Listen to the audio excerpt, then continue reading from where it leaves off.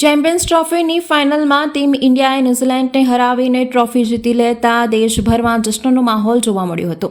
રવિવારે રાત્રે ટીમ ઇન્ડિયાએ વિજેતા બન્યા બાદ તમામ શહેરોમાં ક્રિકેટ ફેન્સ રસ્તા ઉપર તિરંગો લઈને નીકળી પડ્યા હતા. ભારત માતા કી જયના નારા લગાવીને આતિશબાજી કરી હતી. લોકોએ મોડી રાત સુધી જીતની ઉજવણી કરી હતી. આ જ રીતે વડોદરામાં પણ લોકો રસ્તા ઉપર ઉતરી ગયા હતા અને ભવ્ય ઉજવણી કરી હતી. જો કે માંડવી વિસ્તારમાં યુવાનોના બે ગ્રુપ વચ્ચે છૂટા હાથની મારામારી થઈ હતી. આ મારામારી લાંબો સમય ચાલતા તણાવ ફેલાયો હતો. જો કે ત્યારબાદ આ મામલે થાળો પડી ગયો હતો. વડોદરાના માંડવી વિસ્તારમાં જ્યારે લોકો જીતની ઉજવણી કરી રહ્યા હતા ત્યારે યુવાનો વચ્ચે કોઈ વાતે બોલાચાલી થઈ હતી ને મામલો ગરમાઈ ગયો હતો. યુવાનોના બે ગ્રુપ વચ્ચે છૂટા હાથની મારામારી થઈ હતી. મારામારી ઘટનામાં યુવાનોના બે ગ્રુપ સામસામે આવી ગયા હતા, જેનાથી વાતાવરણ ગરમાઈ ગયું હતું.